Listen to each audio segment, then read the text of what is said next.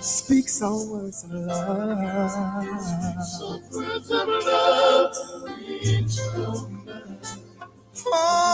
Ordinaries won't do. I need someone, my Lord, I need someone.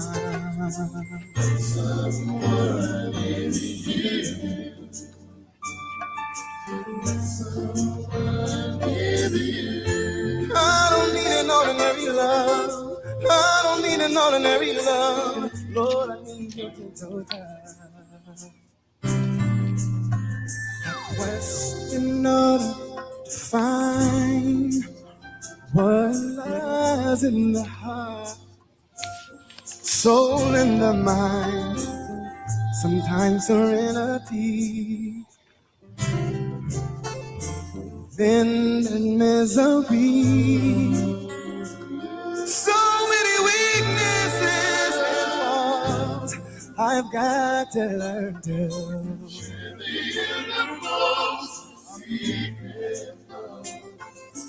Ordinary person just won't do. I need someone, Lord, I need someone, yes I do.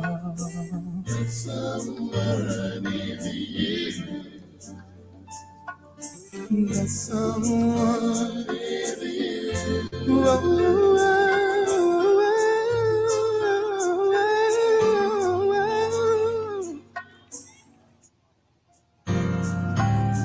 Lord, I need your special touch. It would mean so very much. Oh, they don't seem to understand. Problems in your life, so complex you say, who can comprehend? Tragedy when you need relief, only Jesus Christ will supply your need. Sweet and gentle touch that will speak a word of love that means so much. The ordinary just won't do. I need someone, Lord, I need someone, yes I do.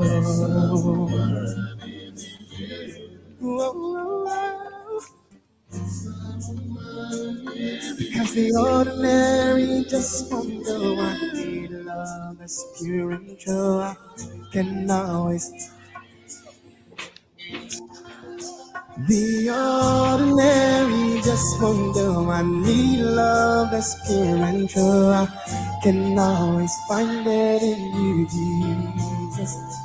The ordinary just won't do. I need love that's pure and true. I can always find it in you, Jesus. Ordinary just won't do.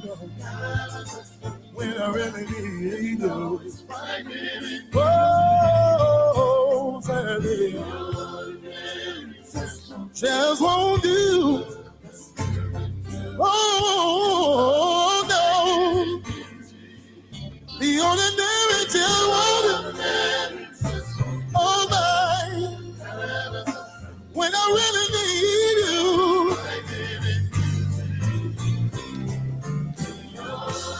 I don't need an ordinary, no.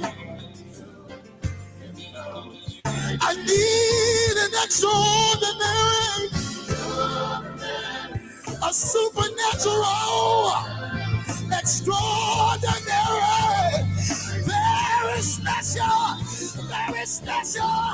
kind of love.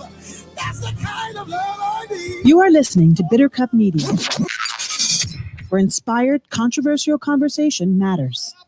Your broadcast will begin in less than 2 minutes. We thank you for joining, and remember, as iron sharpens iron, so one person sharpens another. Though he slay me, Yeah, well, I trust him.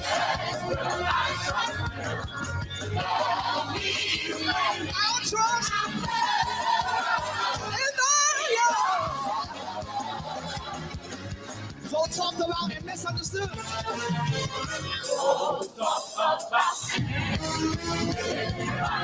Yes, I've been lied on. But still, we've been made. Endure for a night.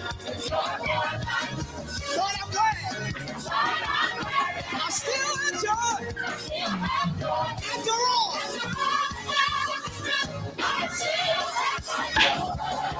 Everybody say, oh.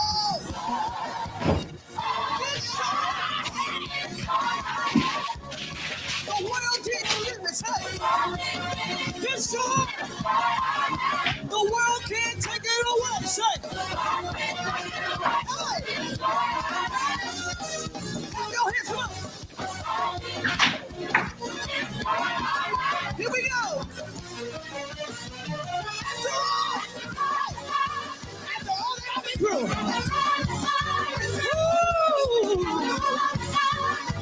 I still joy. Hey, still. I still have joy. Still. I still have joy. This is Seth from Evans, and you are listening to Bitter Cut.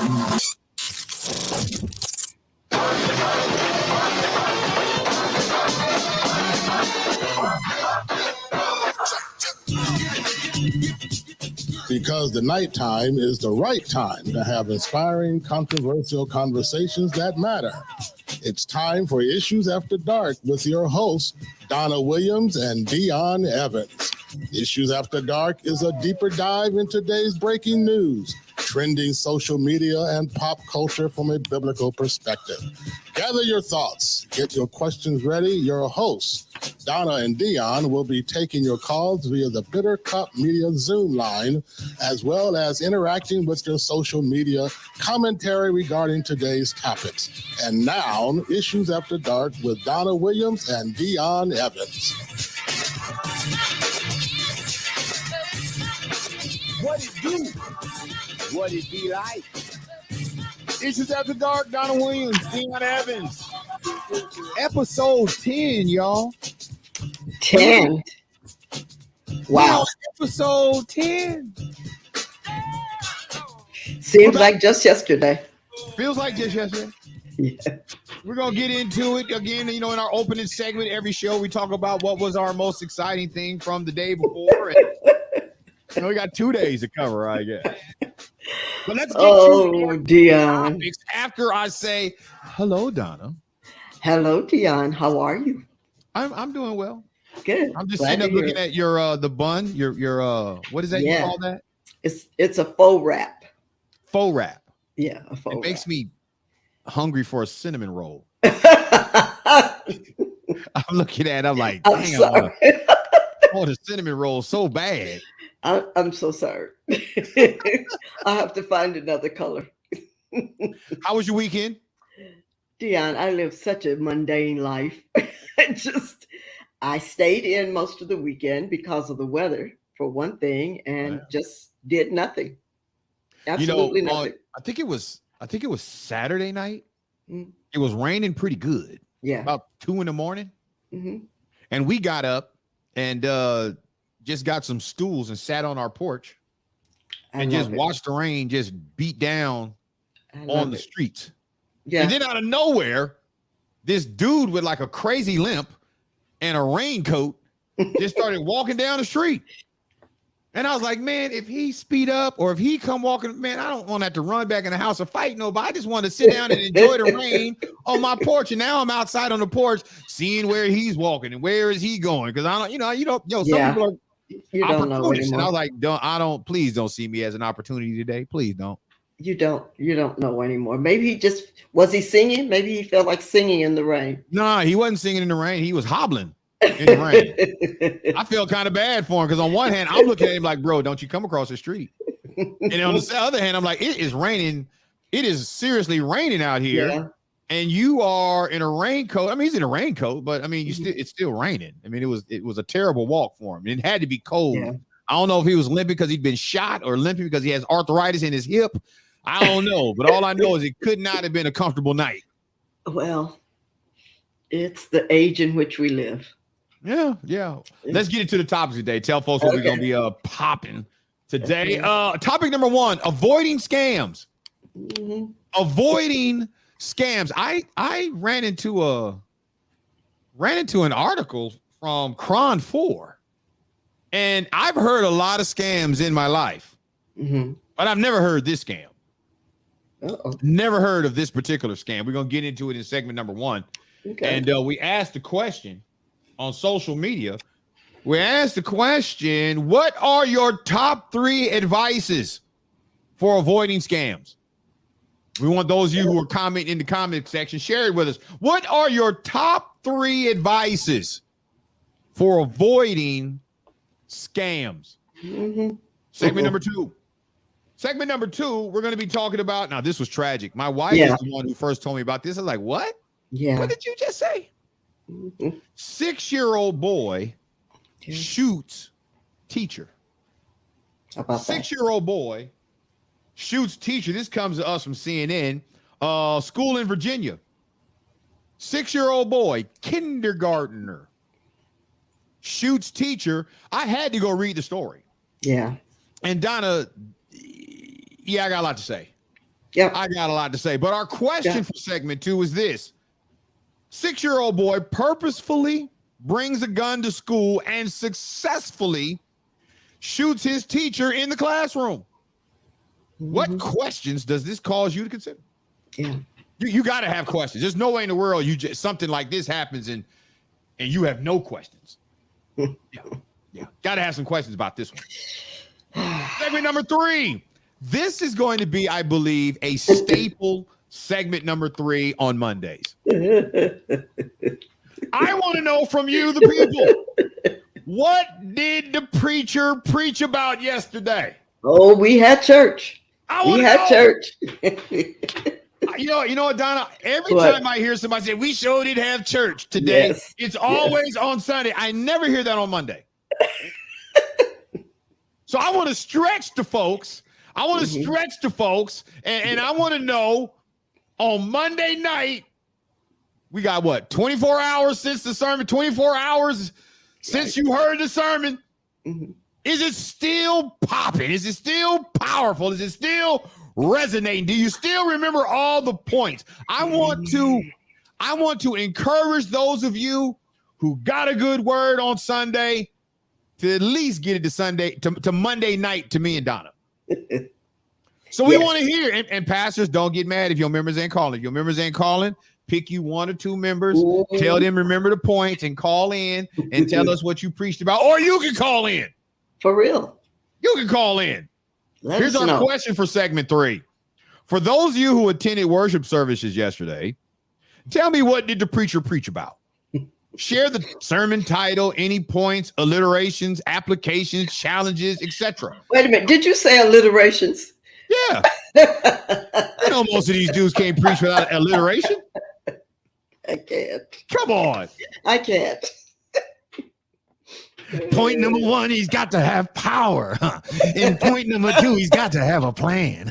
And point number 3, he has provision. I'm just, you know, pastors. They're going to do alliterations. Oh, my. They're going to do alliterations, you know. Yes. Yeah, and alliterations sometimes help, you know, people with ADHD remember. Yeah. I'll tell you what, Donna, and I guess we're not going to bet, but I guarantee you, pastors who preach alliterations, they will have far more people being able to call in and tell us what the pastor preached about. Because all they got to do is remember the letter. Okay, it was an H. It was an H. Okay, he talked about honor. He talked about heaven, and he talked about, you know, hope. They don't get it. I'm just saying. Yes. Gabby chimes in. She says, not a cinnamon Gabby. roll. I'm Gabby. I'm sorry. See, there, just no respect, just throwing shade. I need to have a pair of shades on to show that Dion. I'm gonna have some shade. How is that throwing shade? Telling me my faux wrap looks like a cinnamon roll. I did not say it. I said it makes me want a cinnamon roll. Oh, well, that's the same thing. You just said it differently. Do you like cinnamon rolls? I love cinnamon rolls. I love cinnamon rolls. How's that shade? Well, I wouldn't want to wear one on my head. No, I don't say. See, you pulling a Letitia. You're pulling a Letitia. What's a Letitia now? That's where you take something that I said and spin it into something negative that I did not intend at all. I call that a Letitia. Okay. Well, we had these conversations all the time. Now she's looking at me over there like, for real. Yeah, she does that to me. We got to do that marriage segment quick because I'm pretty sure she can't wait to get on the mic and roast me about something. About something, like about one something. Thing? About one thing? I'm perfect in this marriage. Didn't you know that? Mm-hmm. In this marriage, I am perfect. She's the one that needs counseling. Okay. I got nothing to say. That's a after the broadcast conversation. We're gonna go to commercial break. Gonna come back. Ain't gonna be nobody sitting in my chair. Laid out on the floor. Letitia might be sitting in your chair. She's gonna. This is Letitia. Listen to Issues Dark. Dion is inconvenienced. It's me and Donna for the rest of the night. Right. That'd be terrible. I'm sitting down bleeding somewhere waiting. I'm in hospital. All right, Donna. What was your highlight of the weekend? Oh gosh, Dan, I just told you I live a really mundane life. You know what? I went out looking for some loafers, and I like loafers, shoes. I love loafers. Uh-huh. And my last pair is beginning to wear out. And so I went where I thought I could find them. They wanted too much money. Went to a store, found a pair I love right within my budget. All right. I'm just so happy. So happy. You got you a pair of loafers. Got me a pair of loafers, yes. You know, it's funny you're talking about shoes. Christmas, we bought our children matching shoes from Converse. Oh, I love Converse. I want some high tops. Now, hold on. You like Converse? Yeah. So when you were growing up, was Converse the shoe of rich kids or middle class? Because where I grew up, Converse is the shoe you bought in a barrel as you was exiting the grocery store. That's like Champion. And you had to go through the barrel to find the matching shoe size. Now Converse is like its own store and they're all expensive. I'm like, man, I remember where you would get your Converse right next to your Now-a-Laters. Well, that's like Champion used to be in Payless. And now Champion is the shoe. They have their own apparel and everything. They call themselves the original hoodie makers. There you go. But back then, people laughed at you if you came out in a pair of Champions. Ooh, you bought your shoes at Payless. Wow. Was it Payless? Yeah, Payless where you could buy Adidas, but they had 4 stripes instead of 3. Hey, our parents did the best they could. They did the best they could. Wow.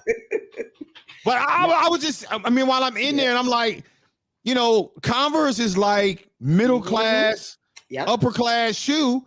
But I remember when that was the shoe of the poor. It didn't have any heel. It didn't have any real ankle support. Everybody wore Converse. Wow. Because they could afford it. Oh, like I said, it was in a barrel. It was just shoes. Chuck Taylors. You listen to Issues After Dark with Donna Williams, Dion Evans. That first segment flew by. Glad that we got you the topics. We're going to take a quick music break. Come back on the other side. Talk about segment 1, avoiding scams. It's going to be good. It's going to be good.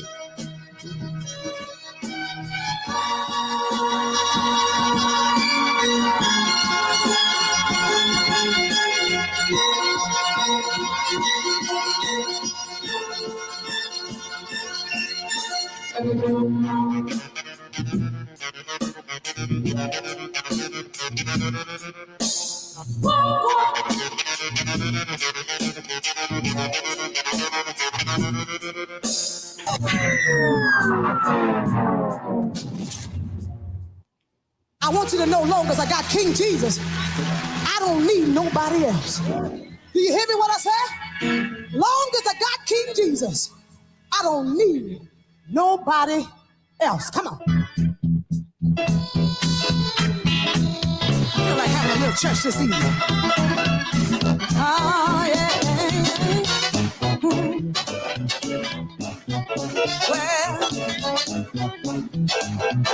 Well, I've been lied on. She talked about mistreated.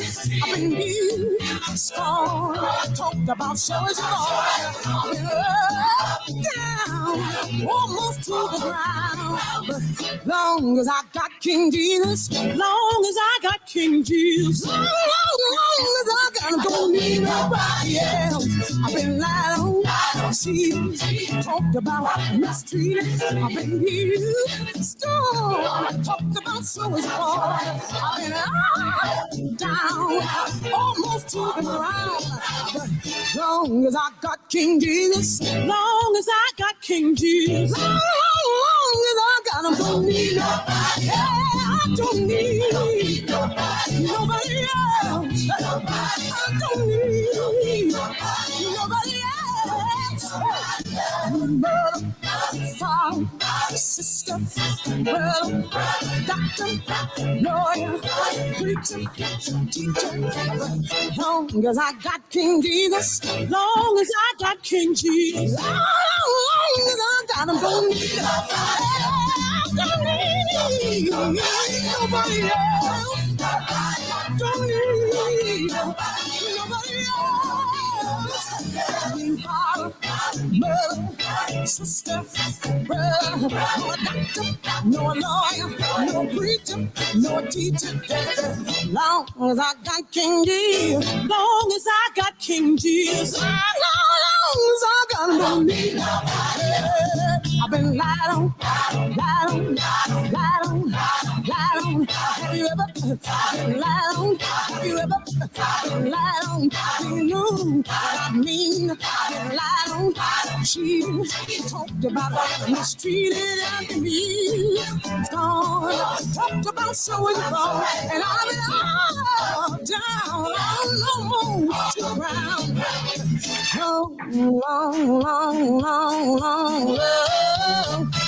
Long as I got King Jesus, long as I got King Jesus, I know he's a burden bearer.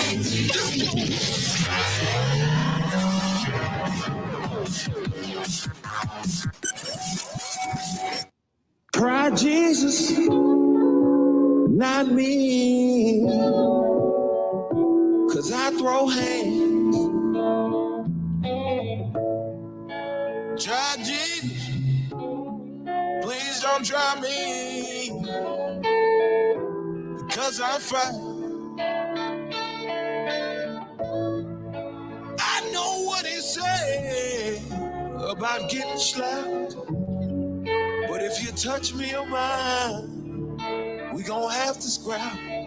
So, try Jesus, please don't try It's me. Issues After Dark with Donna Williams and Deion Evans. Donna, the college football ended today. I have no Yeah. Yeah, the University of Georgia Mm-hmm. beat TCU, Texas Christian University, Yeah. 65-7. Who didn't pray? Wow. This is a problem. You're not supposed to have college football finals, national championship game, and one of the teams gets blown out. Yeah, I mean, that's they a scored blowout. 7 points in the first quarter and then just laid down. This was a championship game. This was A bowl game. championship game. Well, I was going to say it does not occur to me that TCU would be a powerhouse in football. Well, I don't know that's the why. problem. They say they beat a lot of teams that kept them undefeated. Okay. And then, they jumped up and beat Michigan because I think Michigan was looking ahead. And but ultimately, if you're not in a Power 5 conference, Right. you're probably not gonna. I mean, when I talk about a Power 5 conference, I'm talking about you either gonna have to be SEC, Big Ten, maybe 1 or 2 schools in the ACC, and maybe 1 or 2 schools in the Pac-12. That's it.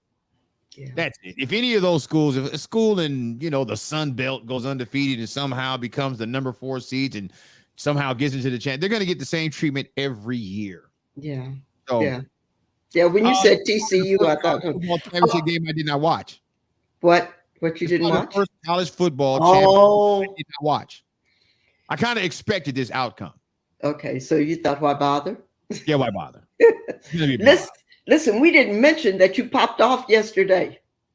Yes. Though that was part of my highlight from the weekend. Oh, I'm sorry. Okay. We did Come the on. pop off. The Yeah. pop off came back yesterday, had an awesome time. I'll talk about it a little more in segment 3 because my question, the people who were bold enough to answer my question for segment 3 Yeah. were listening to the pop off. You should have seen. I was in the house all just, cheerful and excited because I'm like, Yeah. I was hoping to hear about other people's sermons and messages, and the people who responded was like, "Oh, I didn't go. I was listening to you on the pop off." I was like, "Oh, thank you." How to Ain't make nothing wrong with friends influence people. No.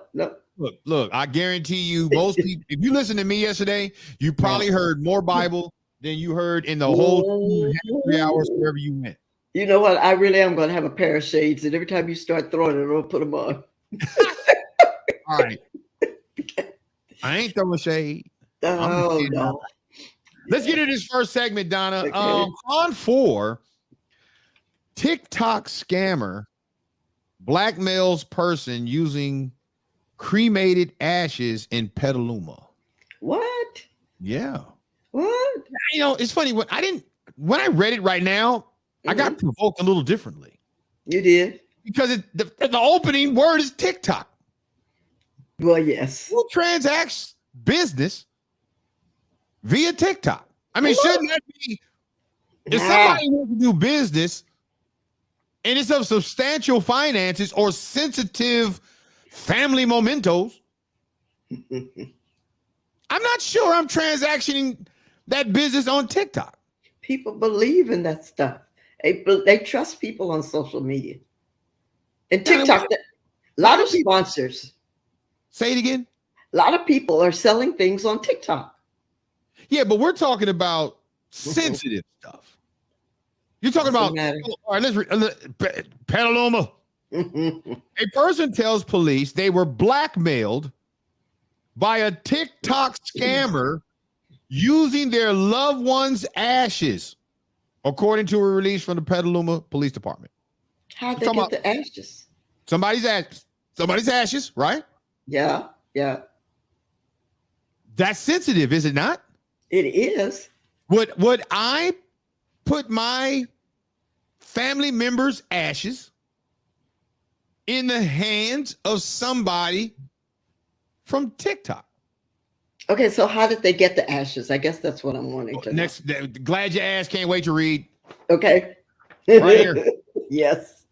Petaluma Police Department, known as PPD, says the victim made contact with a TikTok seller who claimed to, quote, create artwork from cremated ashes. Okay.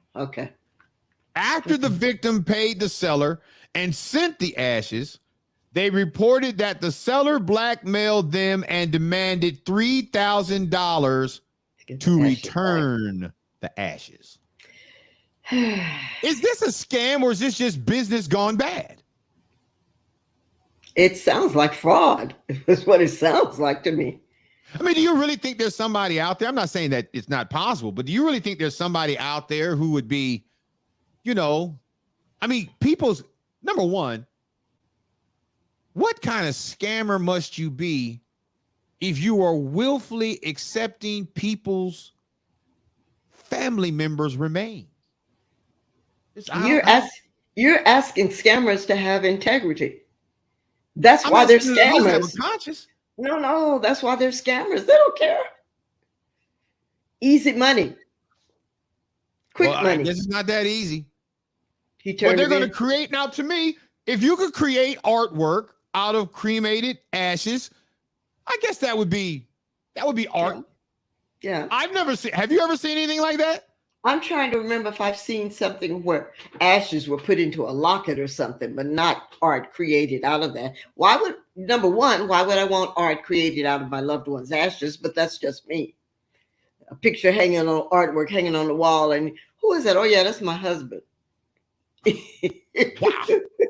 hanging Yeah, on the wall. I mean, just put it in the urn, put the urn on the shelf. It looks like, it's just like Yeah. a part of the chimney. Yeah. No big deal. Yeah, but no artwork. No.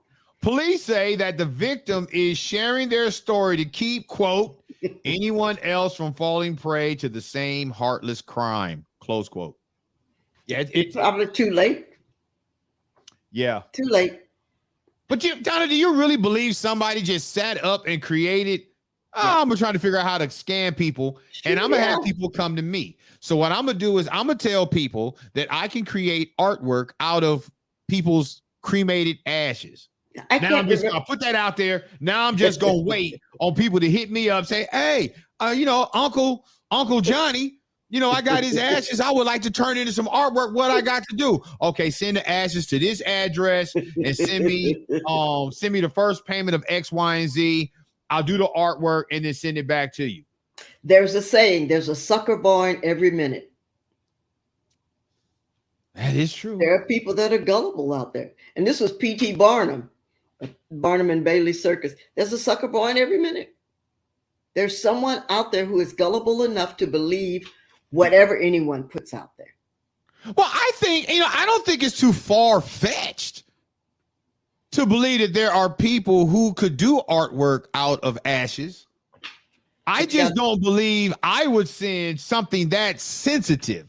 Right. Something that sensitive? Would you let something that sensitive out of your hands? Did you even vet the business? You're trusting someone without doing the research? You're just sending stuff off. The question was asked, what are your top 3 advices for avoiding scammers? Top 3 advices. Yeah. Jaquay Blocker out of Arizona. She says not clicking on advertisements or links sent to you that you are not aware of, or not knowing the people who are sending the links. Right. Yeah. I get a lot of that Bitcoin stuff. Yeah. And let me, for those of you who are listening, if you are a Bitcoin, Forex, or whatever transaction type person, if I see that in your bio, I am not accepting your friendship follow. I do the same thing. Give me your reason, Donna. Because I'm trying to figure out, number one, what makes me such a candidate for you. Well, you don't know anything about me. There's nothing on my Instagram page, and it's mostly Instagram for me. Nothing on my Instagram page that would indicate to you that I'm even a trader in Bitcoin and cryptocurrency. Yet here you are coming after me. And when you come after me, you can follow me. I'm not following you. Yeah, I might block you. If they're following me, it's because they pressed the follow, but I'm not. Right. I'm not accepting them as a friend. No, because I don't like waking up, and I had to change my profile settings because I don't like going to bed and then waking up at night and see that somebody has had tagged me in something that's belly fat reducer medicine and it's been sitting on my news feed for 6 hours. Yeah. So now I have my settings so that if you tag me, I have to approve the tag. Right. Right. And I hate doing that because most people I think I know would tag me to something worth tagging. Yeah. But it's that one. And it's real bad. Remember back in the days when they would tag your name and pornography would show up? Yes. Oh, that was the worst. Yep. Yep. Especially when the pornography was not your type. It was the worst. Okay. I can't. Classy Beckworth out of Memphis. She says, what is her top 3 advice? She says, change privacy settings on social media outlets. Also, don't be friends or accept requests from people you don't know or may have 1 or 2 mutual friends. Right. That's good advice. It's not advice I could follow because I do have people who follow us because of what we do on Issues After Dark, and they're not necessarily tied to people that I'm currently tied to. But when they send you that message, when they send you this message, hi, how are you doing? Have you heard of this? Blocked. Yeah. I want to send you $1,200 to your Cash App. Right. And then what's your Cash App name? I give them my Cash App name. Then they send me a picture of me and my Cash App name. Is that you? Yeah, that's me. Well, here's what I want you to do. I need you to do this. I need you to change the setting. I'm good. Yep. Keep your 1200. I don't want it. Goodbye. Yeah, I'm like, what do you think? I'm a fool. I'm not giving you no information. Yeah. What was that? There's a documentary Letitia and I watched where it was the revenge porn. Revenge porn. So revenge porn isn't quite what it sounds like. Mm-hmm. What was happening was there was this guy who created this website, and he would somehow get hold of pictures of people from the privacy of their phones. Mm-hmm. He would post the pictures on his website and have people rate them. It created the phenomena revenge porn because jilted lovers would take, mm-hmm. pictures Mm-hmm. of each other, and then when they're no longer together, they would upload these photos to this website, and people would just go through the blues. There's now laws against that. You can now do prison time for doing that. But I remember it's because the question was, how did they get access to people's private pictures? Was because they would get some type of notification telling them, hey, your password has been compromised. Mm-hmm. Go ahead and click this link and update your password. And unbeknown to them is they would update their password with this other person's email. So now this person's email would be able to take over their account. They would no longer have access to their account, and this other person would now have access to all of their photos, and then would push their photos onto that site. I've had friends that's happened to, where they couldn't get their account back because they had, I don't know how they managed to do it, but maybe they did respond to something. Well, it's funny like because that. my initial Facebook account, it was maxed out. Yeah, it was. And somehow 2 years ago, went to log in, couldn't get in it. Yeah. You put in your email and your password. I'm putting in my email, my password, nothing for days, months, trying to get it back. I just said, look, forget it. Yeah. It wasn't until December 1st, just a little over a month ago, that I came back to Facebook because I had to in order to have a Facebook presence for Bitter Cup Media. Right. Because I was looking at your numbers and I thought, well, did you create a new page? Because your numbers were much higher. Yeah. I had to create a new page. I'm starting from the bottom. Wow. And it's frustrating because I know what the top looks like. Exactly. I know what the highest level of Facebook looks like, and I'm at the bottom. I feel like a girl in a bikini who's just been on 2 months trying to find 4 friends. Donald Hightower out of Cleveland, Ohio. He says, don't fall for clickbait. Namely, don't click on everything you see. If it sounds too good to be true, it is. Yep. He says, keep a slow hand. Back in the day, people eventually dump ashes in the lake or ocean. Now somebody can turn your loved one's ashes into artwork. Oh, he goes into the segment. Yeah. Oh, he's staying in the segment. He says, nah, somebody say stick to the rivers and the lakes that you used. Number 3, his third advice is stop showing your hand. Yes. Not everybody needs to know every aspect of your life. Prior to social media, were people this addicted to attention? I would say no. No. He gives a 4th. Whatever happened to the old street smarts? It used to be that no one could get over on you. Now every internet guru with a side hustle is believable. He says, nah, family, don't believe the hype. Absolutely. Have you ever fallen for clickbait? No. I don't trust it. You have? Oh, yeah. Gabby says, I thought you unfriended me. No, I did not. Somebody else, on the second day I got back on Facebook, do you know I got an inbox message from somebody who really was mad at me because they could not believe that I unfriended them and blocked them, and they couldn't understand what they did. And I was like, hey, I just got back 2 days ago. I just got back. Let me tell you what happened to my account. This is what happened. I did not get rid of anybody. I like my friends. I like holding on to them. So no, I did not unfriend you. You had 5,000. Didn't you have 5,000? Yeah, that's the max. That's the max, yeah. And if somebody wasn't as active and somebody wanted to be active, I'd get rid of the inactive and I'd add I've always had 5,000 for years. Right. Yeah. Yeah. But back to clickbait, Donna. Yeah. Have you ever done? You've never done clickbait? No. I have, and let me tell you, after about the third time doing clickbait, I learned. Yeah. If I want to know what it is, Mhm. like they'll say something like, "Man finds secret tunnel under his home." You will not believe what he discovered. Right. Oh, the curiosity in me is like, what did he find? What did he find? I want to know. What did he find? And you keep scrolling and you keep scrolling Click, and you keep scrolling. And then click. And I'm like, man, I'm 20 minutes in. I'm so far in. Why quit now? You never get to you the know end what I learned to do? What? I just go on the URL. What did man find in basement of his? And up will pop a bunch of people who said it was the longest 30 minutes I'll never get back. He found an old broom from the war. I was like, oh, that's what it was. An old broom from the war. Okay. Save me an additional 10 more minutes because I was already in it. I want you to read Avery Thompson's comment. Avery Thompson, he says, delete all pics from women. Deleted all pics from women. Delete all pics from women in bikinis. And 3, follow suggestions 1 and 2. He's right. If I right now on my Facebook page, there's probably about 6 or 7 women who are kind of scandally clad in their dress. Yeah.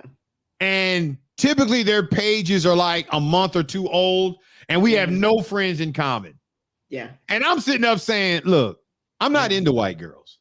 Yeah. I'm not into white girls. So I don't understand where I'm getting these attention of these white girls dressed like this, and or these Asians who look white dressed like this. I'm not even into y'all. And so, but what's ironic is they never have any mutual friends. They don't know nobody I know. No. I get a lot of men on I'm Instagram. like, how did you find out of what is it? Now here's what angers me, Donna. Yeah. I start to think, what is it about my profile pic that made you think I was gonna fall for that? Yeah. Do I look like a simp to you? Do I look like a mark to you? It's something, either there's something in your profile. I get a lot of men following me on Instagram. And I'm like, okay, somewhere in my profile, maybe I said I was a widow. A lot of men. And then when I get the message, hi, how are you doing? Beautiful smile. Block. Block. I don't even deal with it. Just block. Just I can't be bothered with you. Stop it. April Sprewell chimes in. She says, I often deactivate social media accounts for at least a year and update privacy settings. Also very skeptical of all friends requests from association. Yeah. A lot of things. There's a lot of ways to avoid scammers. You don't have to be scammed. And I'm not sure I'm sending cremated ashes to somebody to create artwork. I think that wouldn't that be desecration anyway? To put it in the mail, and what if it got lost in the mail? Can you imagine getting lost in the mail and somebody who found it not knowing what it is? Yeah. I mean, but to me, your grandmother was your grandmother. She's not all of a sudden become a collage of fruit. Or do they take the ashes and make a picture of your grandmother with the... I don't know. But they demanded $3,000 for the return of the ashes. That's so sad. So now the question is your loved one worthy of that kind of money? That's a scam too. Uh-oh. Issues After Dark with Donna Williams and Dion Evans. Quick break, we'll be back.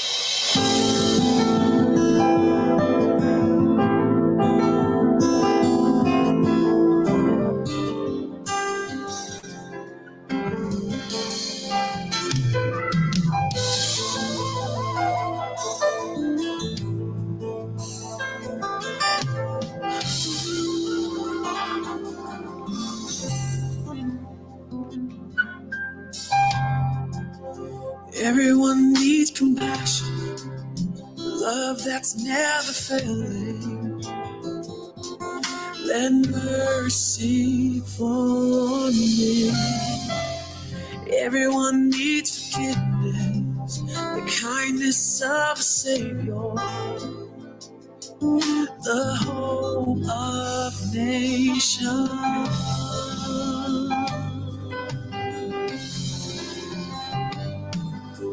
Savior, He can move the mountains. My God is mighty to save. He is mighty to save. Forever, author of salvation. He rose and conquered the grave. Jesus conquered the grave.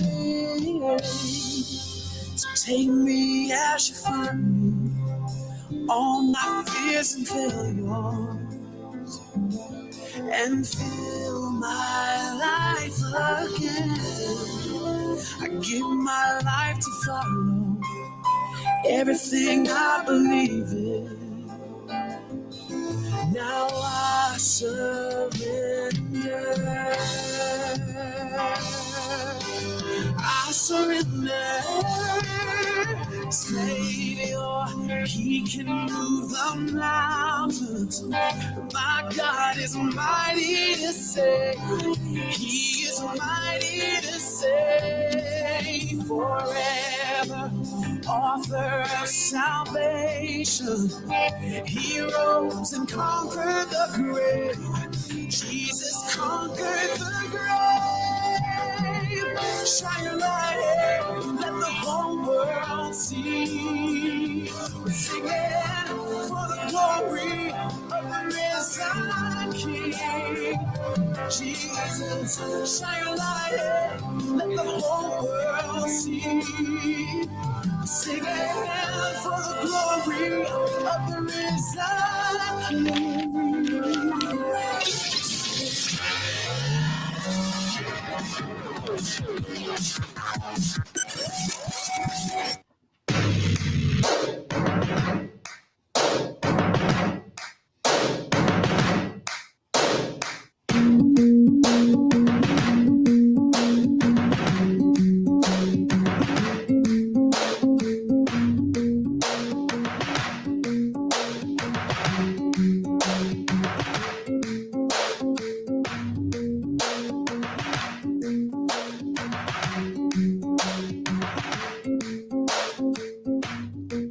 That return is Imagine Dragons from Imagine Dragons called Believer. Pretty interesting song, Donnie. You ever heard it? Imagine Dragons. Is that a group or something? Yeah, that's a group. They're called Imagine Dragons. What kind of And music the song is that? called Believer. Okay. You probably heard it. You just probably don't know the words. You probably What's- if they really started doing the song. What genre? What genre of music is that? I don't know. You can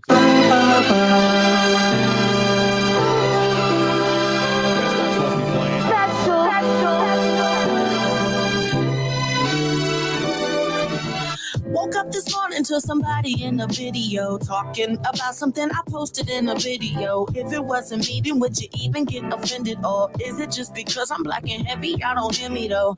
I've been the same since I've been driving slow on business. There we go. Yeah, that's That was Lizzo. different. Yeah, that was. That was Lizzo. That was Lizzo. Yeah, but she wasn't supposed to be there. Well, I thought maybe not, since you had what you call it, Dragon Magic. Imagine Dragons. Oh. Yeah. Radioactive. They got a song called Radioactive too. They're like a rock group. Okay. They're like a pop rock Pop group. rock. Okay. You would probably like them. Okay. If you like that song, Somebody Once Told Me Yeah. something. If you like Yeah. that group, it was that Okay. Smashing Pumpkins or Pumpkin Smashers, something like that. If you like that group or that Smashing kind of sound, Pumpkins or something like that. Yeah. yeah. If you like that, Yeah. you'd be into it. Well, I'll look them up. But Imagine Dragon. Imagine Dragons, Believer. Okay. Yeah. Okay. Yeah, we're going to Virginia. Virginia, and hopefully we can get everything we need to talk about. 6-year-old boy shoots teacher. Now, off the cuff, that sounds bad Mhm. because it is bad. Yes. But as we get into this article from CNN, it's a lot worse. Hmm. Because when you think, well, let me just ask you, Donna, when you first heard 6-year-old boy shoots teacher, what were your thoughts? I thought somehow he had managed to get hold of a gun, didn't know what he was doing, and just fired it off, and it hit the teacher. Okay, let me help. I'm not even gonna read I'm gonna jump to this paragraph right now. Hmm. According to the police chief, Stephen Drew, the 6-year-old boy was taken into police custody. Yep. Police chief Drew said in a news conference, adding that, listen to this, Hmm. this was not an accidental shooting. Yeah. Close quote. Yeah. When I heard that, I was like, what? The 6-year-old boy did it Intentionally. intentionally. Yeah. Now, the question is, was he jaded by gun videos? You know, like I tell my son when he's playing gun games, and I let him play it because I wasn't allowed to play it. Right. And I understand that extra conversation must be had concerning it if you're going to allow it. Right. But what I had to lace my son up with was this. Dude, in real life, you don't respawn. You know, there's a game they play called Fortnite, and when you die, you just go back, you come down from the heavens, and you come back to Earth, and you get to be human again, or whatever they are, you know, skins, whatever. Right. And so in the video game, he doesn't have a problem being shot up and being killed, or shooting somebody and being killed, because he's gonna play again. Right. And so I had to pull him aside, be like, hold on, bro. Yeah. That if you're gonna play a shooter's game, you're not trying to be shot. Right. You're trying to be keen. You're watching where you're going. You're paying attention to how you're traveling. You're looking around because you don't know who's going to try to shoot you. You got to keep your dome moved around. Right. Right. When I look at this, you got to understand that 6 years old is kindergarten. Or first grade. Well, I think they said he's kindergarten. Did they say kindergarten? Yeah, you don't go to school at 5. You start at 6. I think 5 is still preschool. 6 would be kindergarten, I believe. I don't know. You know, at those Depends ages, on your sometimes they birthday. bump them up. Depends on your birthday. Yeah, I guess so. Yeah. Police. Let me get to the top of the article. Yes. As police investigate the circumstances that led a 6-year-old boy allegedly shooting and injuring a teacher in Rich Neck Elementary School in Newport News, Virginia, Friday, a student at the school described the harrowing moment the lockdown was called. Now, I like this young lady who they interviewed. I just felt there was so much trauma happening at this school. How did this young girl get picked? And I'm pretty sure there's some other kids that could have been involved in the interview. But, you know, people want to get a story out, and they got this one girl. And so we got all of this kind of extra information from the one girl. And then my thing is, well, how reliable can all what she's sharing be considering how young she is? Is all of a sudden, she is seasoned as an adult reporter? I don't know. Trauma does have a way of making us older quick. Yeah. But she wasn't in that classroom. No, so that's why some of her commentary is kind of like, wow, you know. Yeah. Maybe she knows, maybe she doesn't. Maybe she's speculating. Right. And I'll get to a little bit of that in a minute. She says we were doing math. Now, I have no doubt she knows what she's doing there. An announcer came on. She was like, lockdown. I repeat, lockdown. 5th grader, Nova Jones. Well, Nova was 5th grade. Yeah. So she's much older. Yeah.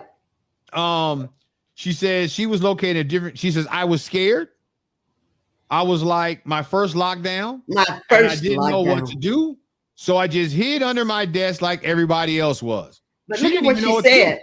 My first lockdown. My first lockdown. Which means at some point we expect this kind of thing to happen. Well, Donna, they're doing drills for it. I know it. Oh yeah, we do drills. I've done drills at the schools where I worked. We're doing, and here's the thing, you know, I'm like Dave Chappelle on this. Is not the shooter being given the drill to? It's not like, it's often, somebody who's familiar. Right. Right. She says, I was thinking that a man was going to shoot us. Now, here's the thing. A shot is fired at her school. Mm-hmm. It's a lockdown. She hears lockdown, repeat lockdown. She doesn't even know what to do. This is her first lockdown. Right. But she sees other kids under the table, so she does what they do. Right? Right. But in her mind, she's thinking of Sandy Hook. Mm-hmm. No, not Sandy Hook. Well, yes, Sandy Hook too. That's Sandy Hook. Yeah. But in her, what was that latest school shooting where the police took a long time to respond? Was that New Mexico? Was that New Mexico? Was it New Mexico or Texas? Uvalde, Texas. Uvalde, Texas. Yeah. Where kids are trapped inside a room with a gunman and the police won't breach. There was hell to pay for that. They don't want to get shot. Hell to pay for a lot of people for that. Look, Uvalde citizens are cleaning house of everybody involved in that melee. Yeah. But here she is. The shooting didn't take place in her classroom, but in her mind, fifth grader, I'm thinking a man's going to come in our classroom and he's going to shoot us. Now, do you see the terror in that? Absolutely. A fifth grader, Donna, is going to school, and on her mind is being shot by some man in the school building. This is, the fifth graders today are not fifth graders of 82, 98. Mm-mm. No. Let's read some more of this. Mm-hmm. The school district did not reveal her name, but James Madison University, where the young lady, the school teacher, went, they did identify her. Yeah. And so her name is Abby Zwerner. And so those of you who know how to pray, don't just think about her. Thoughts and prayers. Addie Zwerner. She needs prayer. Now, she was currently, first they thought it was life-threatening. Now she's in stable condition. She's lucky. I saw a video where the police captain was giving a moment by moment. And first she talked about talking to Abby, that she's in stable condition. And then he talked about what she did on the day of the shooting. She got the kids out of the room. She started walking down the hall and then looked back to make sure that her kids were safe. But when he shot her, she went to a defensive, I guess, action. And the bullet went through her hand and hit her in her chest. Wow. But she got her kids out of the room and started down the hall to the office and thought, wait a minute, let me make sure they're all out of the room. And well, then look at this. Motive. This is what the article says in CNN. Wow. There had been an altercation between the teacher and the student who had the firearm. A single round was fired and no other students were involved. When they went to the room, again, the police captain, the 6-year-old was being restrained by a school, someone who worked for the school. Right. He was fighting that person. He was striking the person that was holding him. I'm like, how big is this 6th grader? But he was fighting. Donna, I don't know. Of course, at the school that I was at up until this past summer, when I moved to a different location, a month after I left the school that I had been at for 10 years, we had a school shooting. I heard about that. And now this is a middle school. And so it was a kid who, I don't know how he got a gun, but everybody knows that this is the last kid you wanted to have a firearm in his hand. He had already had several run-ins with adults. He even tried to have a run-in with me, and I was like, boy, I will take you by your neck and slam you up against this wall. But instead of doing that and losing my job and my reputation, I'm going to get in my car and go to lunch, because it's time for me to go to lunch anyway. But I remember thinking, I don't know who this boy, and he had zero fear of adults. Wow. And here's what allowed him to have that level of fear. In his mind, he believed he had adults beyond the walls of the school who would come to his defense at the drop of a call. Oh, wow. That's what he believed. Wow. And I remember looking at that young man, telling him, call whoever you got to call. It will be a very embarrassing moment for him if they walk on this campus. I said, because as soon as they step foot on this campus, I'm going to consider it a threat. Yeah. And I'm not going to ask questions. Yeah. I'm going to assume that they are coming up here to do something wrong, and I am going to eliminate the threat immediately. Yeah. Ultimately, I built a wonderful friendship with that young man to ensure that he was safe. But then when I left, nobody was there to ensure that. Right. And he happened to shoot another student by accident. And you know what's funny? The student he shot was a student that I had reported during the summer could be a potential school shooter in the future. Oh, my goodness. Because his mind was dark. Yeah. And so now I'm like, the kid that we were more concerned about was actually the kid that shot. Now we're going to have to watch him even more, because now he's going to justify bringing a gun to school because he feels he's got to protect himself because he's already been shot. Crazy. It's the world we live in. But this kid had already, listen to this, there had already been an altercation. What kind of, now understand. Yeah. What kind of?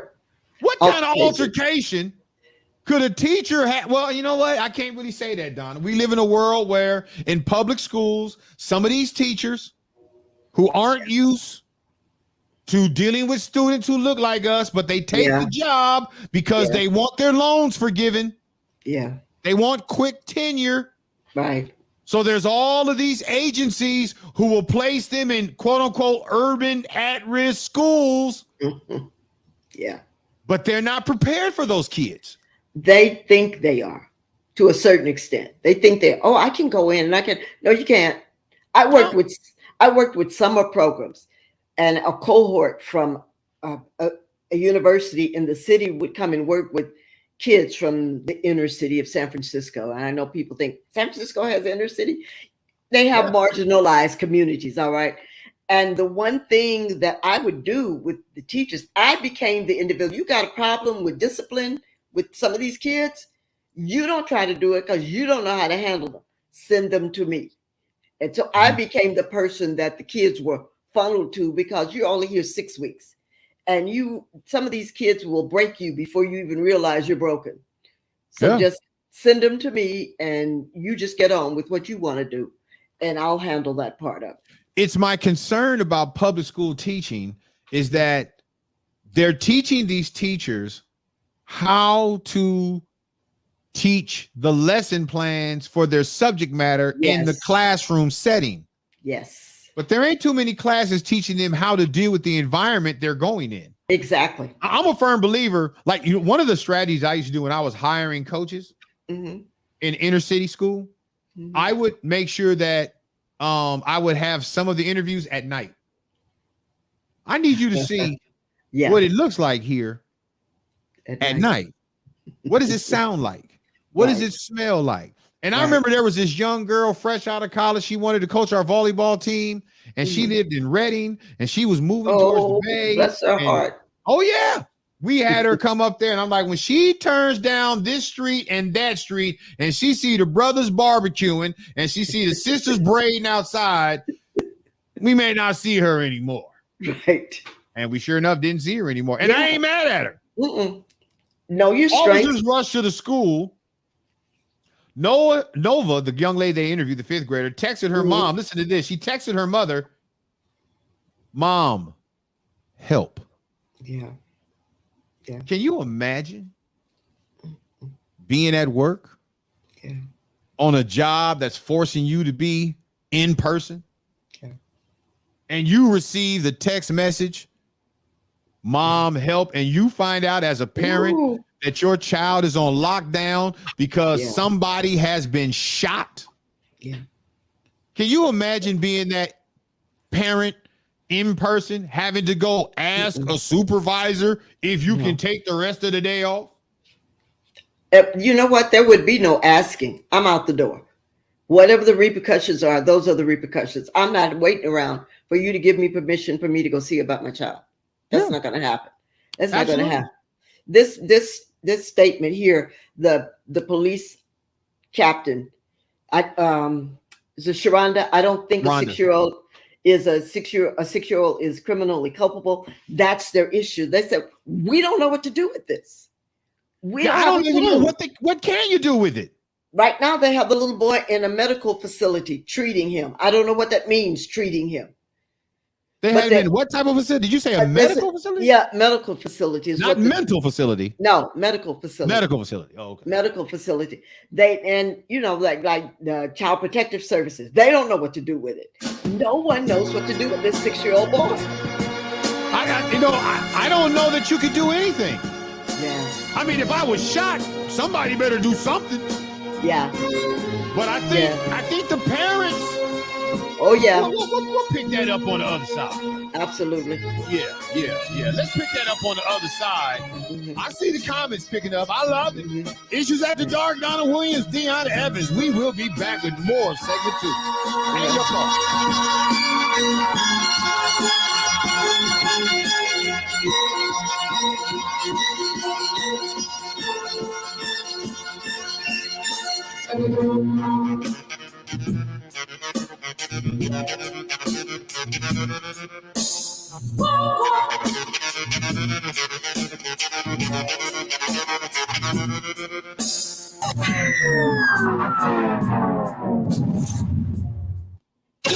Good evening. I'm Carol Mayete from that OAKLAND, and you're listening to Issues After Dark with Donna and Dion.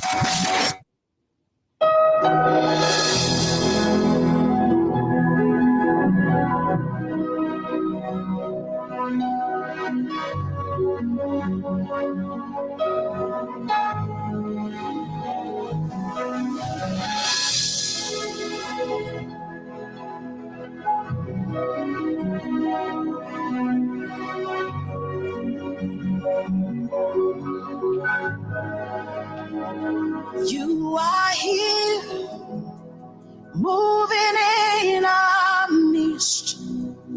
I worship you. I worship you. You are here, working in this place. I worship you. I worship you.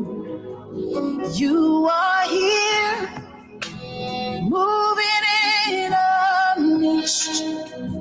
I worship you. I worship you. You are here, working in this place. I worship you. I worship you. Hey, we make miracle walking, promise keeper, light in the darkness. My God, that is who you are. We make a miracle walking, promise keeper, light in the darkness. My God, that is who you are. You are here, touching every heart. I worship you. I worship you. You are here, healing every heart. I worship you. I worship you. You are here, turning lives around. I worship you. I worship you. You are here, mending every heart. I worship you. I worship you.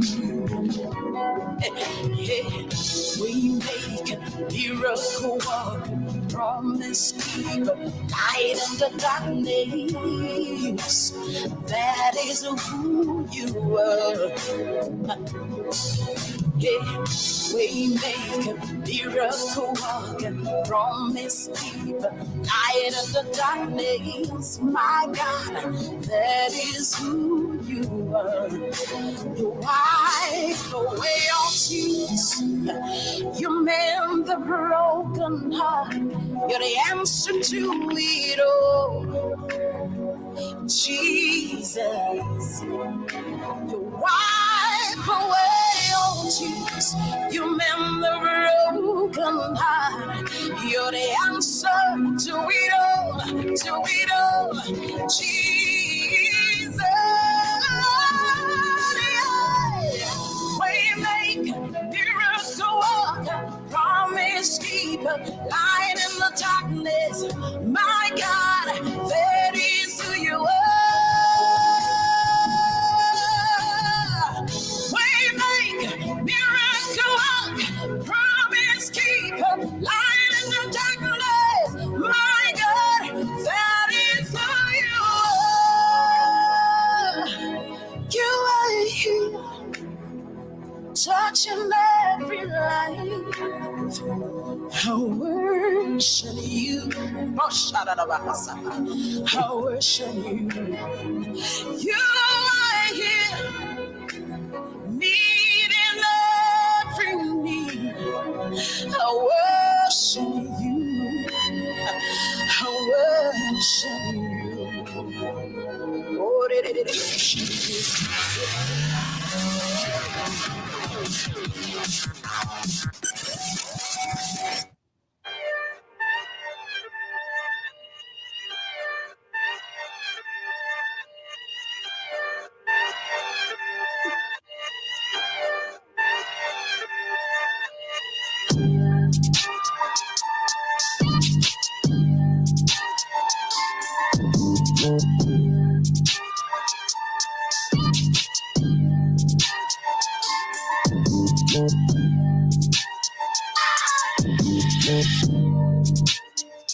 I wish I could dance. You can't dance? He dances like you know, all of my kids, they got their dancing gene from their mom. Okay. So like you can't the song dance. is on end of a movie, and you know, whatever the last song is at the end of the movie, there's in my house, a dance is gonna break out. Okay. I'm gonna be the only one sitting there watching. And you know, back in my childhood, you know, my cousin, my sister, they would dance and they would get all these rave reviews and dancing. I'm like, man, I'm not gonna be the boy out there dancing. So I mean, I can sit in a chair and I'll dance you in a chair. I'll dance you in a chair. Well, then you should do a TikTok dancing in a chair. I'm not on go TikTok. viral. You know, maybe, you know, I think I accidentally have a TikTok account. Well, I'll have to check and see. Because I get emails sometimes that says this TikTok video is suggested for you. I'm like, why would you be suggesting me a TikTok video? I'm not on TikTok. The algorithm gremlins. I don't know. Let's get some of these comments in here. Sharonda Wheat. There's a couple here. I really want to go down. She says, I don't think a 6-year-old is criminally culpable. I don't think so either. I mean, after all, what? It doesn't matter what he says. Does it mean what it really means? If he says, I was mad at my teacher and I wanted to shoot her. Well, did you think she would die? Well, I thought she'd die, but, you know, I thought she'd come back because, you know, I thought you'd get 3 of them. I want to know how the gun was loaded. Well, now, if he loaded the gun, we're in a whole different. We're in big trouble. We in a whole different. But why would there be a loaded gun at home that he could easily access? This happens all the time. Don't ask that question. Come on. Well, but it happens all the time. But it doesn't. It happens all the time. You got little kids in the house. You got a gun, and it's loaded. It's not because adults never think that their child is gonna touch it. You know how parents are. You see it, but you better not touch it. They're that way with cookies. My grandma used to be like, "You see them cookies in there? You better not touch them." Hold on, wait a minute. They're enticing. I want yours. I don't want to eat True Blues I want them butter pecan. What's a True Blue? Donna, come on. I don't know what a True Blue True is. Blue are for poor kids. What a True Blue? It's a cookie. You twist the top. It has a hole in the middle, and typically you push the icing through the hole, and you get icing, and you do that, and you pop the you twist the cookie. You ain't never had no True Blue. They're lemon, chocolate, vanilla. That's one of the best dunkable cookies outside of Oreos, and Oreos are for rich kids. Oreos is what your mama got because she got her first job, but the kids in the house, you had to eat True Blues. Okay, I'll have to look for the True Blues. I don't know. Oh, no. You're only gonna find True Blues at like Food Max, or you're not gonna find them at like Safeway or Ralph's. Or what makes you think I wouldn't go to Food Max? Because you don't look like the type of person who has the tolerance. Have you been in Food Max? Have you seen what a line looks like in Food Max? I go to Pack and Save. Oh yeah, you'll go to Food Max. Yeah, see, if you go to Pack and Save, you'll go to. I go to Pack and Save. Yeah, Pack and Save might have True Blues. Well, I'll have to look for them there. Look for them. Sharonda Reed also says, and I think Sharonda might become our resident lawyer. I think she works for the well, I don't want to be lying on her, but I think she works for the county as a lawyer. Oh, okay. Which means we should have her on more for some of these shows like this. We need to have like a legal voice. Yeah. And so I'm gonna have to spend some time with her offline and see how we can get her to participate in stuff like this, because she's dope in providing us commentary in the comment section. And I think Public Defender's Office. There it is. Public Defenders. Yeah. Wow. Ooh. So she would be the kind of person that if this little boy couldn't hire an attorney, she could get appointed to him. Yeah. Wow. Yeah. Wow. Yeah. Yeah. Public Defender's Office. She also lets us know something. He can't go to jail in most states. Gosh. Watch this. He can't go to jail, and I get that. And there's a part of me that's like, yeah, I don't see how that would serve him at all. Yeah. But does he go back to school? What do they do with him? And that's the dilemma. They don't know what to do with him. They don't know what to do. Let me tell you, I don't know. I haven't seen any photographs. And so I'm hoping me too. This boy is not my complexion. Me too. I'm hoping the same thing. I'm really hoping. I know the teacher is not my complexion. Right. There's definitely a teacher from James Madison University. Yeah. She don't look like. The last name tells you she doesn't look like your complexion. Yeah. Well, the fifth grader, Novia, she says, what'd you say? How'd you say her name? Nova. Okay. Yeah.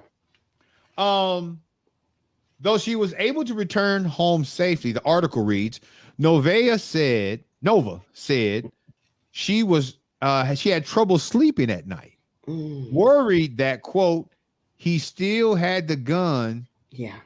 And he was going to come to my house. See how she personalized it? She had nothing to do with it, Donna. But she's a fifth grader. She's a kid. Now, if she's a fifth grader and she's going home and she's having trouble sleeping at night and she's now personalized it into thinking that I wonder if he still has a gun. Is he going to come to my house? Is he going to shoot me? Right. She's in the highest level of elementary school. Yeah. Imagine what the fourth graders are thinking. Imagine what the third graders, the second graders, the first graders, or the fellow kindergartners. Or the kids that she hustled out of the room after being shot. She goes on to say, I had like flashbacks. And I was thinking to myself, that was kind of pretty mature comment, which kind of made me go, Yeah. Is she talking for herself, or she's been fed some information? And that's what kind of makes me nervous. Yeah. I don't know that fifth graders talk about flashbacks. You know the difference between a flashback and real life, but you're having trouble sleeping at night thinking that the kid's coming to your house because he still has a gun, he may shoot you. Right. That's a weird paradox right there. Yeah. And so that's why I was kind of concerned why they only allowed one person to talk in this article. Here's another part of this article I need to read. A 6-year-old student with access to a weapon brought that item to his first grade classroom. There it is, Donna. Yeah. First grade classroom. Mm-hmm. There were many concerns. that we will need to unpack before we're able to determine if any additional preventive measures would have impacted the probability of this incident occurring. It's an elementary school. Do you think about metal detectors in an elementary school? Depends on the area that you're in. Would you suspect a first grader coming in with a loaded gun in his backpack? If All you of have, that. the minute you have to put metal detectors at any school, K through 12, you must also admit you failed. Yeah. There's no two ways about it. Yeah. Once you have to break bread, because you got to understand, you can't put metal detectors on one door. That's a waste of resources because that doesn't make any sense. If you're going to put metal detectors on a public school, you're going to have to put metal detectors on every entrance of that campus. And if you do that strictly, you got to understand, metal detectors detect metal. Right. So you're talking scissors, knives, you're talking stuff that they actually need in class. Right. So it's not just for guns. It'll be a nightmare. But once there's no such thing as a gun detector. Not that I know of. But once you start having to put metal detectors on public schools to try to root out guns, you must also at the same time admit we have failed. Well, that's what the parents are saying. Well, that's what the parents are saying about security in the school. But this is an elementary school. You know, I don't know what the area looks like where the school is located. I don't know what the community looks like. The video at the top of this article shows people who look like us. A 6-year-old who was down the hall. They look like us. So I don't know what the community looks like. The school community. We asked on social media. 6-year-old boy purposely brings a gun to school and successfully shoots his teacher in the classroom. What questions does this cause you to consider? Letty Peters of Freett, California. She says, I'm still processing, quote, a 6-year-old with intent to do harm with a firearm, close quote. My brain can't comprehend it. Right. And I'm sitting up thinking about first graders. It's elementary school. There's an elementary school not far. And I see first graders. Mm-hmm. Donna, I could not imagine a first grader, kindergartner, with a gun in their backpack. When I was in their pocket. I cannot. I would be shocked. Yeah, exactly. When I was believe. When I was in first grade, the worst thing kids were doing was eating paste. You know, going out and making mud pies and eating them, those kinds of things. Right, mud pies, paste on the hands and all that kind of stuff. Glue. Right. Sniffing glue. Right. Tasha Du Bois, Orange County, she says, exactly. That's what bothers me the most. Most 6-year-olds might have brought a gun to show off, but no intent to hurt anyone. This child's mind is giving me a whole lot of yeah. I agree with Tasha 100%. Kids will bring a gun to show off. That's what happened at the school I was at. Kid, I don't know if he found it or saw it, but he brought it to show it off. He was showing it off. And then it accidentally went off and hit a kid. Wow. Yeah. Oh, side note. What? Sharonda says those cookies are good. I think she's talking about True Blues. I'm just saying True Blues. Donna, you got to get you some True Blues. I'm going to have to go look for some True Blues and see if the hype is real. Donna, well, you know, they're poor kid cookies. Now, you might have rich taste buds these days. I don't know. I have a very elevated taste. See, but so not True based Blues on might make you mad. But not based on my upbringing. Letitia's not going to eat True Blues because, in her opinion, it's too sweet. Oh. And I don't know what too sweet means. Well, I'm trying to back off. She's the kind of person that will drink unsweetened iced tea. Oh, no. Me, my iced tea is like my Kool-Aid. It's got to look like a snow globe. Oh, no, that's too much. But never go to Texas and ask for unsweetened tea because they're going to look like you. Never go to the South and ask for unsweetened tea because they're going to look like you. Oh, you must be a Yankee. You from the North. You from the North. You don't want sugar in your tea. Carol Mayete, she chimes in. She says, how did he get hold of a gun in the first place? Yeah. A 6-year-old shouldn't have access to a gun. Why wasn't it put up or in a lockbox? And I think ultimately that's going to be the problem. It was legally purchased by his mom. The police captain said that. Some more. Oh, you need to open up. You got information I don't have. Oh, yeah. The police captain, but as he was doing the step-by-step, he said the gun was legally purchased by the mom. Okay. So it wasn't just a gun that maybe. Yeah, but legally purchased also requires responsible ownership. So you can legally purchase a gun, but you can't leave it on a dresser. And that's the questions that have to be answered. How did he get access to the gun? You know, a loaded gun. I was trying to stay away from this because I felt it might be a little too early to talk like this and be insensitive. Yeah. But Charmy has forced me. Yeah. Charmy says, what did the teacher do to that boy? Right. And in the back of my head, I also know kids typically love people, even if people do them harm. Right. So what was the quote unquote altercation that made this boy feel like this teacher was his enemy? Yeah. Because it is not normal for a kid. Kindergarten kids, you can push them down, and you can do little stuff to them that from an adult's perspective, like, oh, I don't know if you should do that. It looks a little wrong. Yeah. But the kid still loves you. This kid still want to hold your leg. The kid still wants to be in your class. This first grader, whatever the altercation was, it did something different to him. Yep. And here's my concern, Donna. Mm-hmm. And I hate to say it because I don't want it to be true, but if history has taught me anything, we're going to see more of this. Oh, let's go back to Columbine. Remember the first school shooting that was captured, that captured the nation's attention? And we said to ourselves, no way in the world.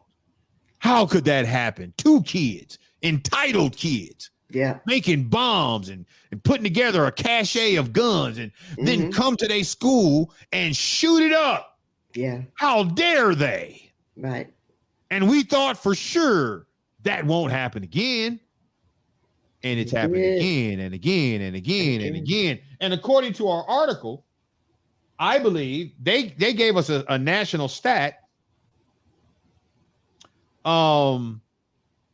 That has said, where is it at? They're talking about how many school shootings have happened this year alone. 60. In 2022, last year, there were at least 60 shootings at K through 12 schools, according to CNN. At least 60. And we kick off the year 2023 with six-year-old with a 6-year-old shooting his teacher. Yeah. And about the only positive news in this is that the teacher didn't die. Yeah. Just in stable condition. That's about the only positive piece. Yeah. Charmy Robinson comes back. She says, how do you have an altercation with a child, especially being 6 years old? See, Charmy, you asking the questions I didn't want to ask. Well, now, like our audience, you know what needs to be asked. And if it hasn't been asked, you're going to ask it to force us to talk about it. Yes, Don, I must ask. Well, you know what, though? Remember going back to my working with the kids that were working with this cohort every summer, and I would be the disciplinarian. I'd run it. I had a 6-year-old that I was asking him a question. He asked me, why did I need to know? There are some kids that are hard and they are tough. Again, not knowing this community or what, but there are some 6-year-olds that don't blink at adults. They don't back down from adults. But you know how to handle that. See, here's I know how to handle that. Yeah. You knew that this is disrespect. Right. This kid is disrespecting on a whole different level, but you knew, let's peel back a little bit because there's something wrong here. This isn't normal for this kid to act like that. Right. Now, what I have seen in public school especially when you take a teacher who is not old enough to have a kid that they're teaching, and that kid is not the stereotypical little black baby that's cute and cuddly. He's a kid that come from the streets. And he is who he is, and he ain't playing none of these games. He don't know you. He don't care about you, and he know his mama call you white girl at home. Now you popping off at this boy. If he pops off at you, most of these teachers, what they do is they start trying to show some sense of power. Expecting that to work. Because they believe they got to control the classroom. And they expect it to work. Yeah, she triggered some. And they expect it to work because I'm the authority in the classroom, except these kids have seen, and again, I don't know the community, but these kids have seen so much and have dealt with so much and have heard so much and have lived so much that what you bring to the classroom, they're like, no. I'm not even feeling that. And these are the little ones who come with anger. They start school with anger. They're filled with anger. So I'm not saying this is the case. And see, for me, I think when you have kids like that, you got to start thinking about how to educate them differently. Yes. You just can't throw them in the class with everybody else. And I know there's a big push. We want to treat all kids the same, no child left behind. Yeah, but if a child is hindering the educational process, we might have to think about a better educational strategy for that kid.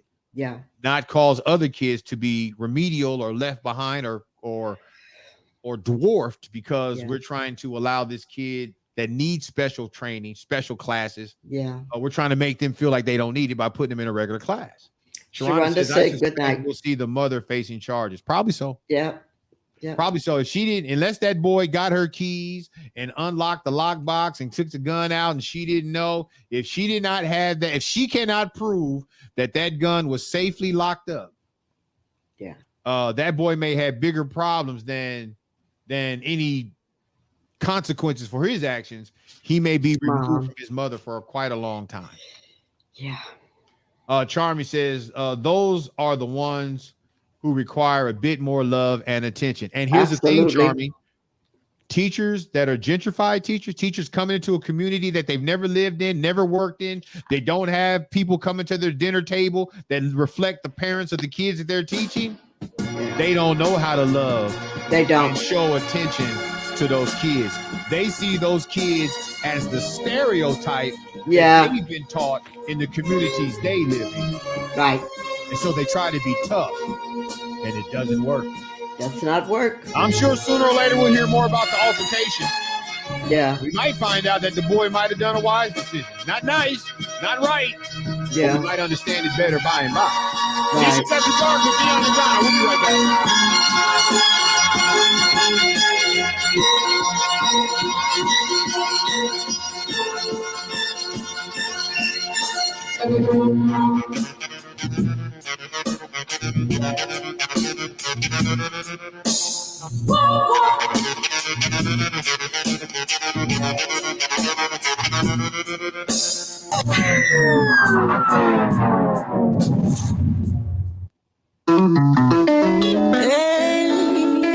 Let me hear you say, oh, oh, oh. Let me hear you say, oh, it's been a real hot couple of months. You had enough, but it's been hard for everyone. You're not alone. You've been hurting way too long. Let it go and just move on. Make your way down to the altar, hand it over and leave it there. It's gonna be alright. It's gonna be alright. It's gonna be alright. It's gonna be alright. So everything that you've been worried about, you need them to work it out. He'll work it out, yeah. All of your burdens, just bring them all down, yeah. You're gonna get an answer to your prayer if you know you need healing, yeah. You're sick of being sick, You need relief. You're tired of the pressure. Yeah. You got all the stress and you need some peace. Come on and get your breakthrough. Haven't you been suffering long enough? Make your way down to the altar. Hand it over. Leave it there. It's gonna be alright. It's gonna be alright. It's gonna be alright. It's gonna be alright. So everything that you've been worried about, you need him to work it out. You work it out. I love your burdens. Just bring them on down. Yeah. You're gonna get an answer to your prayer if you. Oh, you get an answer. Oh yeah. You get an answer. Yeah. So you need to put it on, put it on, put it on. So you need to put it on, put it on, put it on. Oh, prayer changes. See, I know it does. So take it to the Lord in prayer. Ask him anything you want, 'cause listen, you've been worried and crying and worrying, but you're not alone. You're not alone, no. See, you have a friend.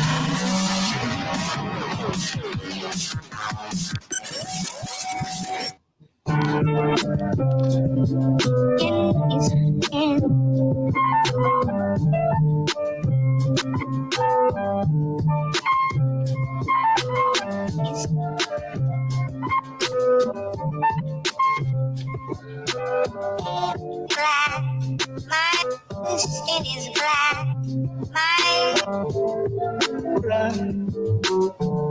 My It's yellow.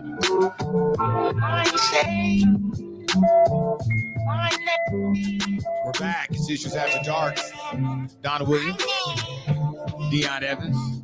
Zoom line is open if you'd like to call in and talk to us. Tell us your thoughts on today's subjects, today's segments. 760-765-3953. It's right there on your screen. Passcode is blessed. You log in on your Zoom. Make sure that you give us your name, city you're from, and when we tell you to unmute, and we'll do the thing. Let's transition into segment number 3. I'm looking forward to segment number 3. I think this is going to be our staple segment number 3. Okay. On Mondays. And so for those of you, you know, when I said that right there, you know what I thought, Donna? What? For those of you who think that gospel music is going too far, you think we got too radical with our message. Well, I got news for you. You ain't heard nothing yet. And if you don't know, now you know. Glory, glory. Kirk Franklin was a little thug. Do you want to? He's still a little thuggish.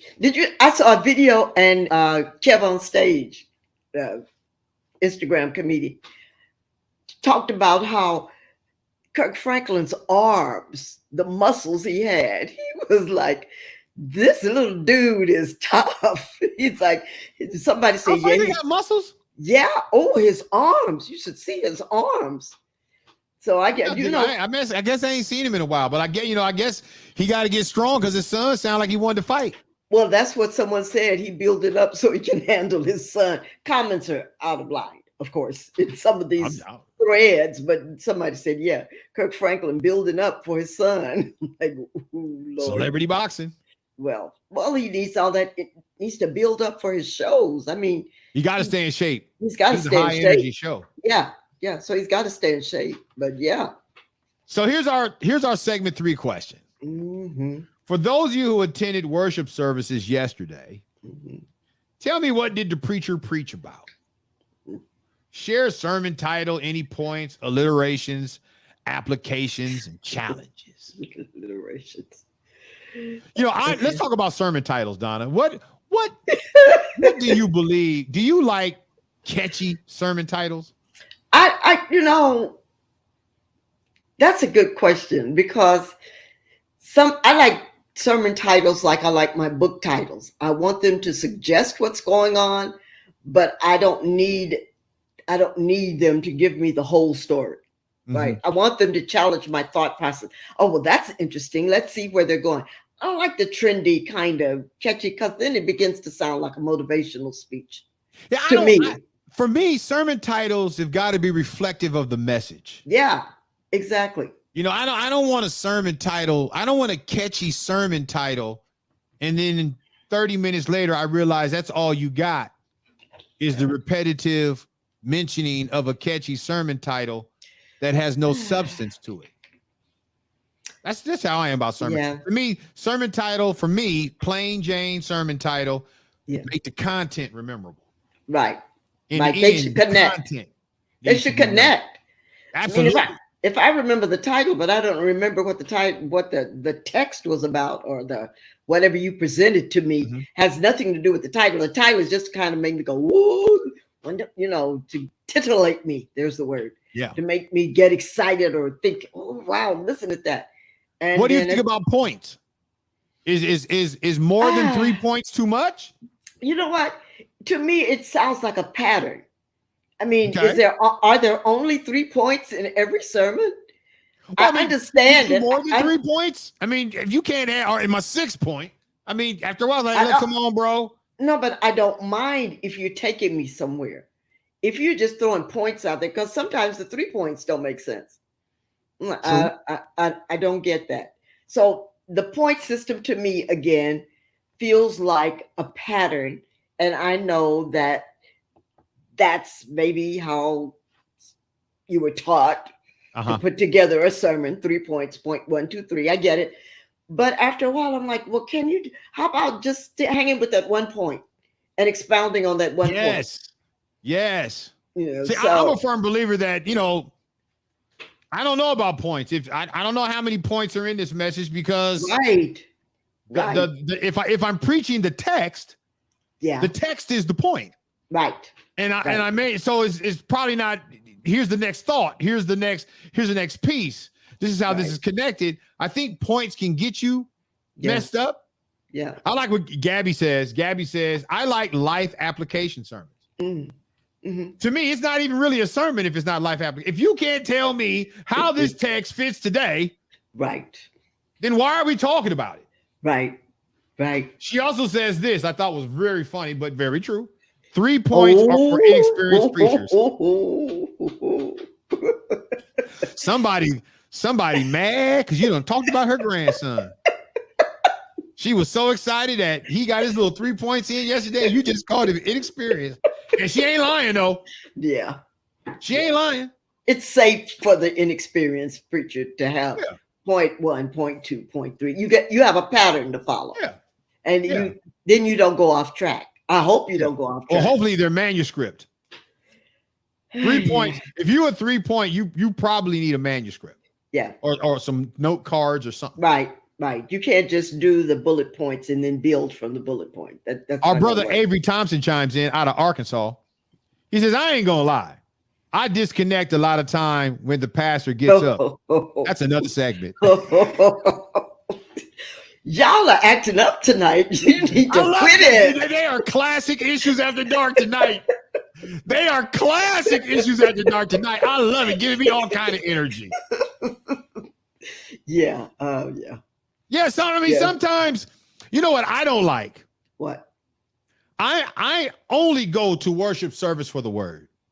Yeah. You can't get me to go to a choir concert. When I was young, and you know, looking for who the hottest girls are in church when I was a kid, you could get me to go to a musical. Go to the choir concert. Now you can't get me to go to a building for a bunch of singing. I can't. Yeah. I'm gonna go for the preaching. Yeah. But what I don't like is performance preaching. You know, I've talked about this before. Preachers who have a preacher's voice. You know, and God said, turn into your neighbor Bible. I'm like, we don't say Bible like this. Bible, it's not Bible. On today. What on today? It's just today, not on today. What is that? Letitia gets on me for that. I do that a lot. Do you do that? No, So not when you've I'm preaching. fallen into. Oh, okay. When I'm writing, I'll say on today, and she's like, "It's just today." It's just like, today. You know. On Yeah, today. I don't like the. To me, don't preach any different than you would order at a fast food restaurant. Okay. You would never go to Taco Bell, say, "Can I Did you ever see get a those little Mexican animations? pizza?" Huh? Did you ever see those animations back in the day where the pastor would drive up, little animated videos, and the pastor would drive up to McDonald's and he would ask for. No way. Yeah, it I was so told to make funny. that up like years ago. So there ain't no way in the world. That was so funny. No, it was a Wow. little animations, different animations where the pastor would be in these interesting scenarios where he shouldn't be using this voice, but he would be doing the preacher thing all the way, hooping and hollering. Moving and hollering. And hacking and a hewing. That's What what I'm gets me. hollering at is how she spelled hollering. I love it. But the hacking and the hewing, like you chopping a tree. No, just Oh, you know what? Why? You know what? Now, Letitia wasn't raised Baptist. Oh Lord. She was raised Catholic. What an experience. The first time she heard that, The hacking and she was hewing. she was concerned that he was having an asthma attack. Just chop the tree down. Just stop it. My goodness She's sitting there gracious. like, why is nobody helping this man? He's having an asthma. I never forget when she divulged that to me. I said, an asthma attack? And to me, it sounded like he had shortness of breath. And I was like, wow. Somebody's going to be mad at us. I need a pair of shades to put on because I'm just saying. I'm just saying. Ooh, the hacking. Gabby also responds on social media. She had me walking around my chest stuck out. Yeah. She says, I didn't attend. Oh, However, yes. your morning Bible study was lit. And she put the little Yes. flame on there. All right. She says, It and was I fire. appreciate that you have shared your knowledge with those who just have nowhere to go but want to connect with the Lord in a church without walls. And that's what I'm gonna do, Donna. Amen. That's it. Yeah. And you know what? She got it. Amen. Yeah. Gabby, you got it. I am Yeah. going to be dedicated to doing that because I don't want people feeling like they got to go to a building or they're not saved, or they got to go to a building or they can't learn. Right. I'm telling Right. you, I ain't bragging. I ain't bragging, and I'm not trying to offend nobody. Right. But God has uniquely wired me for understanding the Bible. You know Yeah. why? Because all I care about is understanding the Bible. I'm not trying to prove my impression. I'm not trying to be impressive. I want you impressed with the word of God. And I want it so simple. I want the Bible to be so simple that anybody can take the message I talk about and go to work with it tomorrow. It's portable and total. Good. That's good. And it's text. Yeah. It's not always topical. Sometimes I just don't want even the word. Topics that I'm going to be sharing in Bible study or whatever we're talking about that day, whatever chapter 10 is talking about in John on Sunday. Yeah. John chapter 10, verse 1 is what we be on Sunday. Yeah. That's what I'll be talking about. Not I don't many have an preachers preach agenda. like that. I don't have an opinion. Here's where it's at. This is where we're going. And wherever God wants us to know today, this is where it's going to be. You don't get much of that anymore. What they call it? Is that called expository preaching when you're preaching from the text? Yep. You don't get much of that. Yeah, you don't get much of that. Expository is word by word, line by line, precept by precept, verse by verse. Yeah. You don't skip That's verses. what I want. That's what I want. It's the only way to teach. It's the only way to teach. But some of our pastors, even some of my friends, if I even have any friends that are pastors anymore, well, I'm not sure. I got to do it. Well, I got Pastor Meach. I got Pastor Wayne. Yeah, I got a couple. right, a couple. right. But here's the thing. A lot of my brethren have given way to entertaining on Sunday. Here's the problem. Yeah. They're entertaining from the pulpit because they don't like silence. They have been trained to believe that silence from the pews mean the people aren't interested in what you're saying. And that's one of the reasons, Donna, why a lot of local church pastors will not be able to continue in ministry in 2023 going forward with a digital footprint as a part of their ability to share the word. Because they can't hear immediate feedback. Right. They need people to talk to me, somebody. Say, man. Y'all And don't hear me.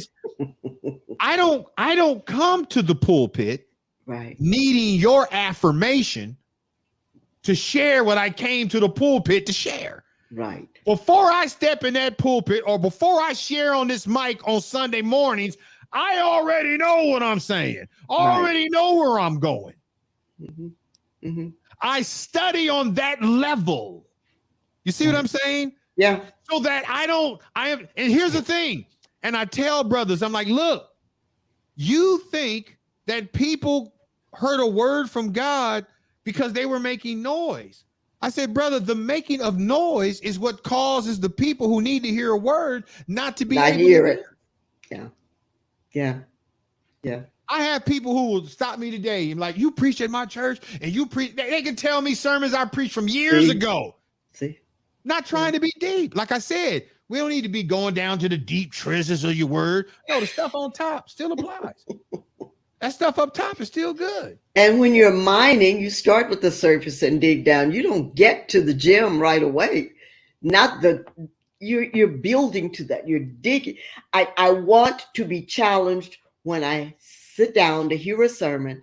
I don't need to be appeased. I need to be challenged. That's just me. I want to be challenged. I want to say, I'm going to go home and dig into that even more. Yeah.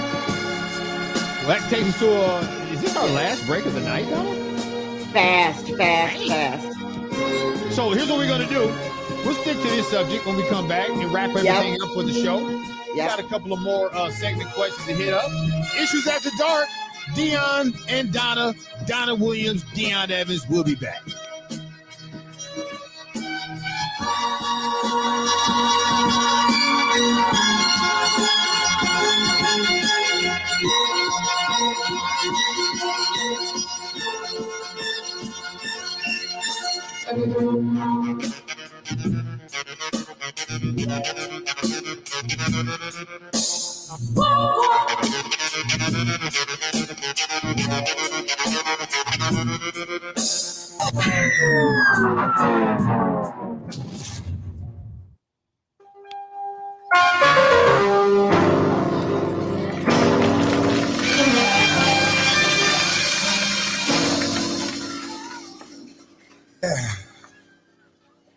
Lord, I'm running, trying to make 199 and a half won't do. Lord, I'm running, trying to make 199 and a half won't do.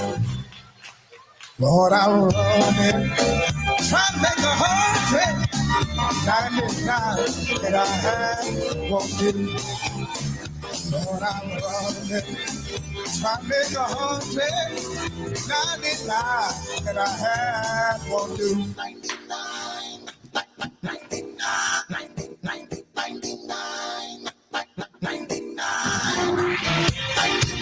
Yeah.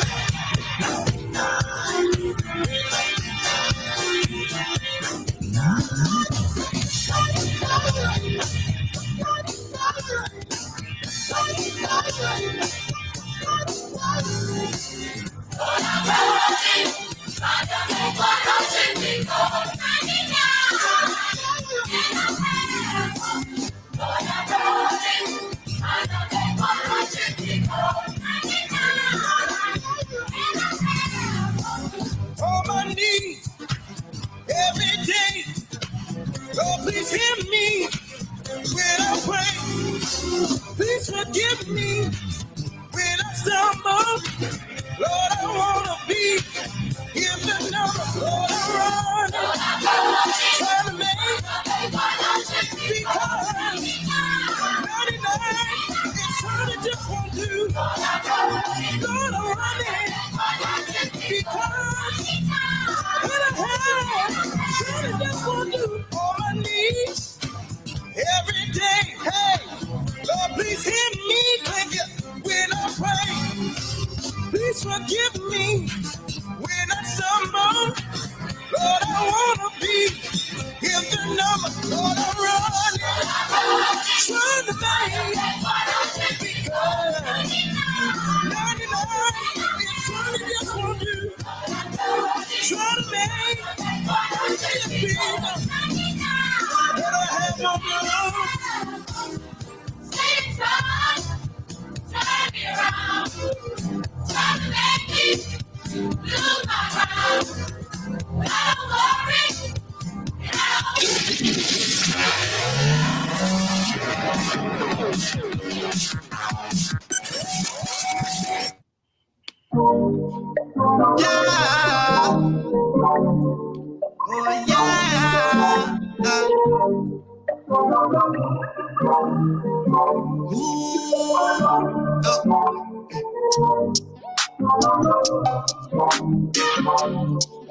Travis Scott, Tucker, hey.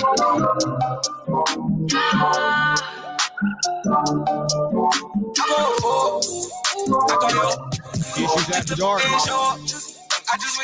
Donna Williams, Deion Evans. I got to go here. Okay.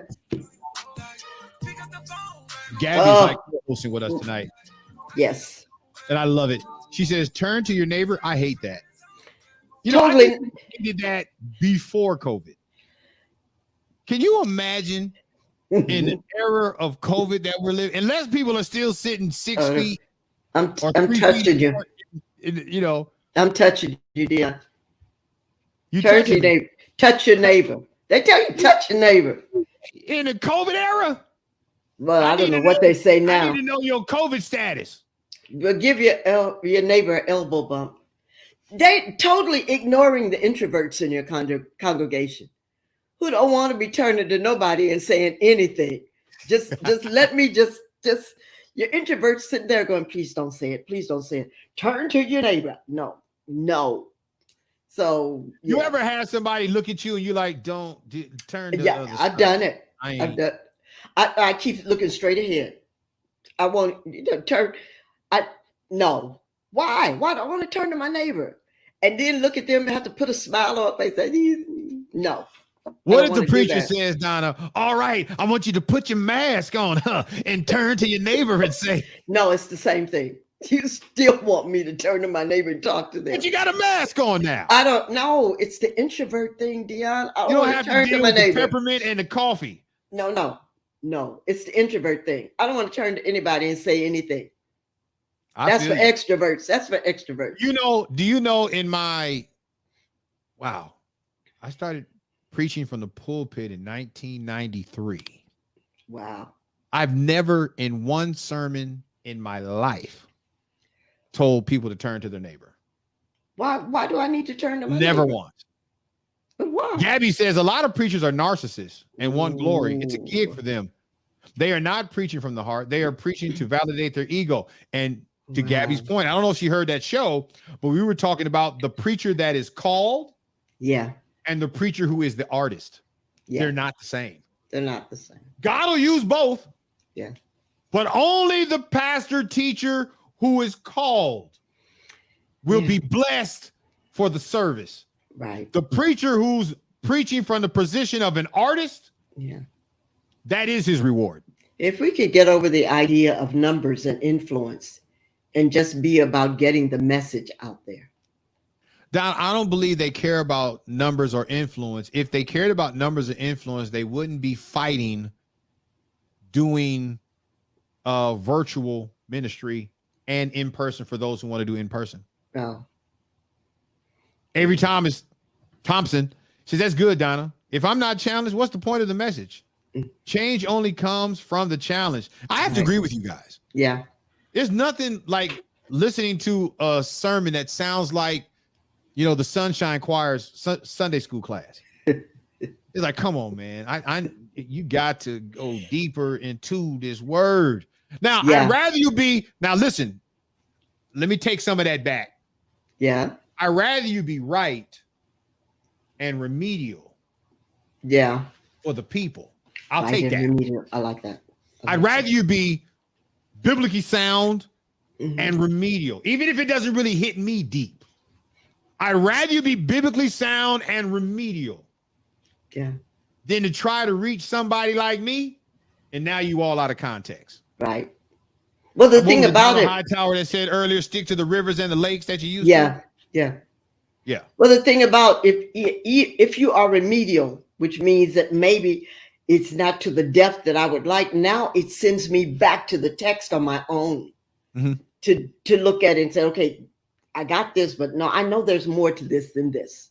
Yeah. So it sends me back to the text away from that setting, whereas some sermons I can go home and I'm good with it. I don't have to go back and look at it again. I don't have to revisit it.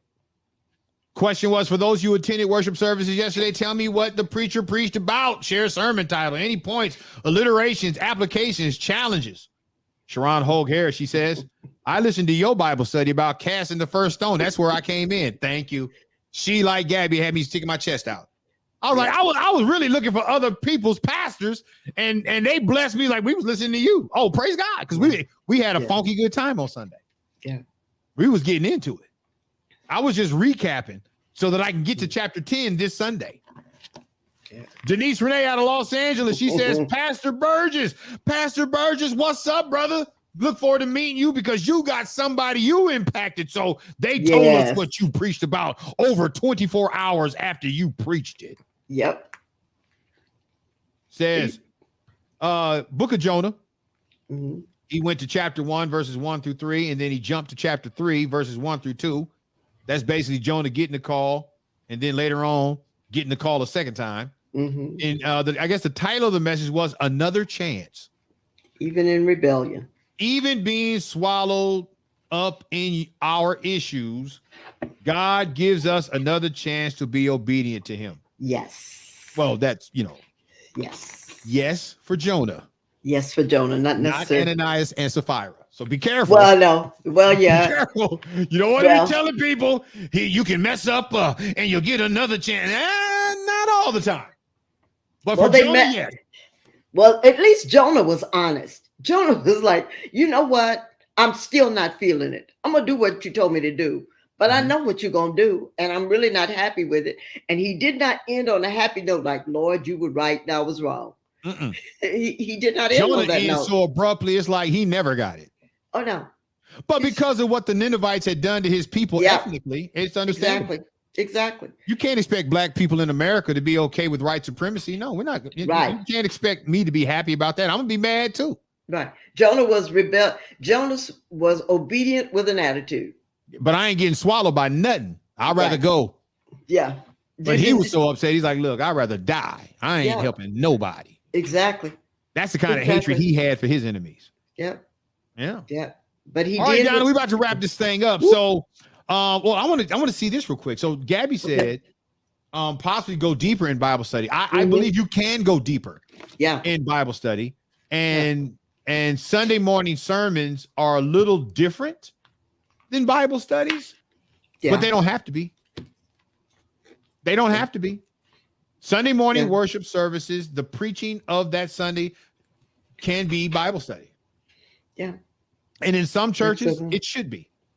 Yeah. It should be.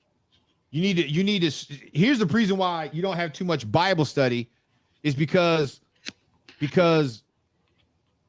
most pastor teachers do not have a tolerance for reading a book in the Bible from chapter 1 to its close. Wow. And you cannot preach exegetically unless you read like that. Before I preach a sermon, I have never preached, Donna, out of the book of Habakkuk. Yeah. I've never preached out of the book of Jeremiah. Okay. You know why? Why? Because I've never read Jeremiah from chapter 1 all the way to the end without stopping. So I've never been able to carry the context all the way through. Yeah. So when I hear people preaching about chapter 29 and chapter 28, I'm like, okay, that sounds good if we're going to rip that. Right. But does that stand if I read it from chapter 1 all the way to chapter 60? If you read it from the first verse of chapter 29, do the favorite verses stand? I know, that's what I'm saying, but it's got to stand Yes. from beginning to end because the Bible Right. is written in verses. Right. Your final comment before we get out of here. Great conversations tonight. Enjoyed it all. And yeah, keep digging deeper. Good show. Good show. Well, I want to thank you. Tomorrow, Letitia has agreed to be on. Ooh. So we're going to talk about marriage, the whole show. Ooh. Ooh, you don't want to miss it. You know, I don't know what she's going to say. Good night. You have been listening to Issues After Dark with Donna Williams and Dion Evans. Follow updates regarding Issues After Dark on Bitter Cup Media. Follow Bitter Cup Media on your favorite social media platform. Listen live each night, 9 p.m. to 11 p.m. Join the conversations and please ensure your support. Donations to support this broadcast can be sent to Cash App, Venmo, or Zelle at Bitter Cup Media. And as our hosts would say, good night and God bless you.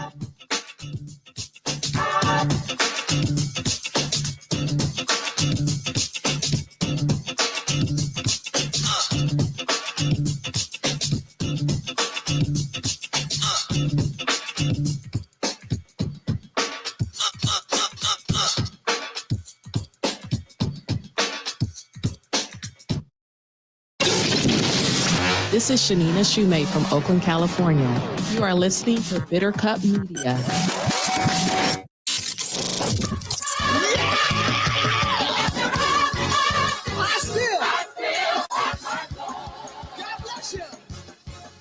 Thank you for tuning in to Bitter Cup Media for your broadcast needs. Follow us on Facebook, Twitter, Instagram, and YouTube. Search Bitter Cup Media. Tell a friend, coworker, or family member to join you in listening to our cutting-edge radio broadcast. Remember this, even if our hearts condemn us, God is greater than our hearts, and He knows all things. Bitter Cup Media, signing off.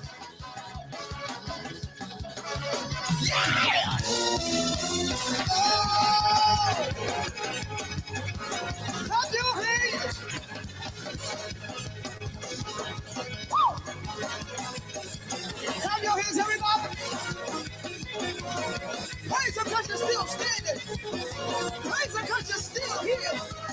Praise Him because all things work together. Hey, y'all clap your hands.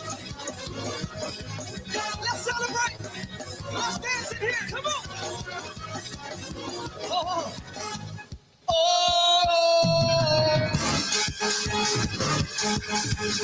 Let's go. Come on. Let's go, come on. Let's go, come on. Let's go, come on. You're not jumping. You're not praising. Oh! Yeah! Yeah! Yeah! Ow!